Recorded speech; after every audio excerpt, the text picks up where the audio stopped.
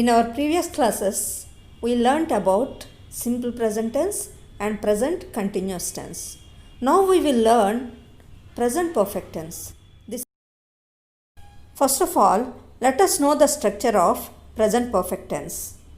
In present perfect tense, we have to use subject, have or has, then past participle form of verb, then object. Let us first know about the uses of have or has. We learnt verbs are mainly classified into two categories. Those are main verbs and auxiliary verbs. Auxiliary verbs are further classified into two categories. What are those? Primary auxiliaries and modal auxiliaries. In primary auxiliaries, sometimes those verbs are used as main verbs, sometimes used as helping verbs. So, in those primary auxiliaries, we have even have or has. These are also used as main verbs and also used as helping verbs. Let us observe the example now. I have written a letter. What is subject there? The letter I happens to be the subject. Then we used have. And after that we have used written. What is written here? Written is called past participle form of the verb. Verb has three forms again. What are those three forms? Present form, past form and past participle form. You might have learnt all these, right? Write, wrote, written. When we have these three words, we have to take the third form of the verb, which is also called past participle form of the verb. Once again we will observe the agreement of subject with verb. Here we have to think about only the auxiliary verb, that is primary auxiliary verb have or has. When should we use have and when should we use has? Anyway, in present perfect tense we have to use either has or have.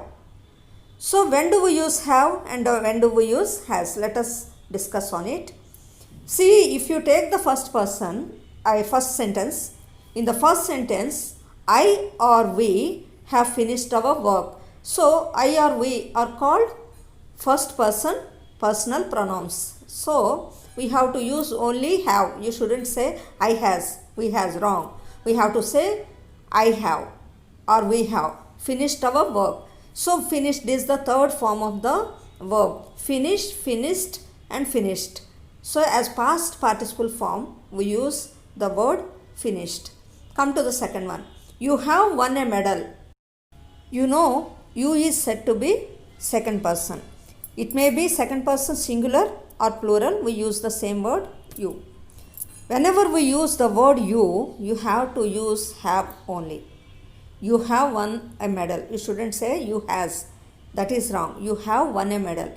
Again, one is the past form of the verb and past participle form of the verb. So here we have to think about weak verbs and strong verbs. In case of weak verbs, we have the same words as past forms and past participle forms. So finished, finished, finished. Win, won, won. Post, posted, posted. All these come under weak verbs. So we have the same words for past forms and past participle forms. Now come to the third sentence. He has posted the letter. Here the subject he is in third person singular. When the subject is in third person singular, we have to use has in present perfect tense. So he has posted the letter. Now come to the fourth sentence. They have completed their work. Here again the subject is third person plural. So we have to use have. Now come to the next sentence. Kishore has given excellent performance. Here again we used proper noun. What is that proper noun we used in that sentence? Kishore. When you are talking about only one person, so we have to use has. This one we have to take it as third person singular. So we have to use has. Come to the last sentence. Navya and Kavya have painted beautiful pictures. Here again we used two proper nouns. What are those? Navya and Kavya. That means we are talking about two girls. So when we are talking about two girls, we have to use have. Navya and Kavya have painted beautiful pictures. So you have to keep all these things in mind. Thus, in present perfect tense, if the subject happens to be third person singular, then we have to use has. Otherwise, we have to use have while making sentences in present perfect tense. Now let us think about how to frame questions and also statements, positive or negative. In present perfect tense, have or has are used as helping verbs. So we can use the same helping verbs while framing questions. Have you finished your work? Yes, I have finished my work. No, I haven't finished my work. So what are the expected answers to that question? Yes, I have finished my work. No, I haven't. You can simply say no, I haven't, or you can say no, I haven't finished my work. These are the expected answers. Here also we have to bring the helping verb before the subject whenever you frame sentences, just like present continuous tense. Let's know, when do we use present perfect tense? Present perfect tense is used just completion of action. If we have completed our action just now, then we use present perfect tense. If it is completed long back, then we can use simple past. But if it is completed just now, you can use present perfect tense. And other aspects, whenever we use the words like yet, ever, never, for these words, whenever we use these words, we have to use present perfect tense. Let us see the examples there. He has just gone to his office. If somebody comes and asks whether your father is there or not there, then what do you say? He has just gone to his office. You should not say he just went to office. That's wrong. You have to say he has just gone to his office. And then come to the next sentence. I haven't yet finished my work. See the word yet, yet, yet. Whenever we use such words like yet, we have to use present perfect tense. See the sentence there. I haven't yet finished my lunch. Here you have to take the word yet, right? Come to the next sentence. Have you ever been to London? Whenever you ask questions in such a way, you have to use present perfect tense, and then here the subject is followed by ever. Whenever we use the words like ever and never, we use present perfect tense. Have you ever been to London or have you ever gone to London? Then the expected answer is no, I have never been to London.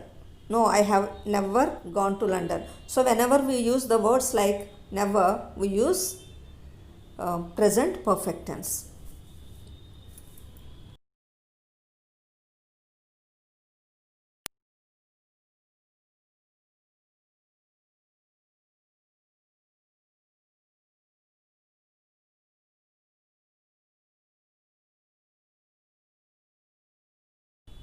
After learning grammar, it is always better to do exercises. What are the sentences given there? Let us see the answers. The patient has just undergone operation. What is the keyword there? The just. The word just is the keyword. To know it is present perfect tense. Second sentence. My friends haven't yet come. The keyword here is yet, yet. Third one. Have you ever watched that movie? So the question starts with have. In the brackets watch is given, so you can take it as present perfect tense. So you have to say have you ever watched that movie? The expected answer is no, I haven't watched the movie, or I have never watched the movie, you can say. Last one, Kiran hasn't yet given his notebook for correction. The keyword here is again yet. And you have to use only past participle form of the main verbs. This is all about present perfect tense.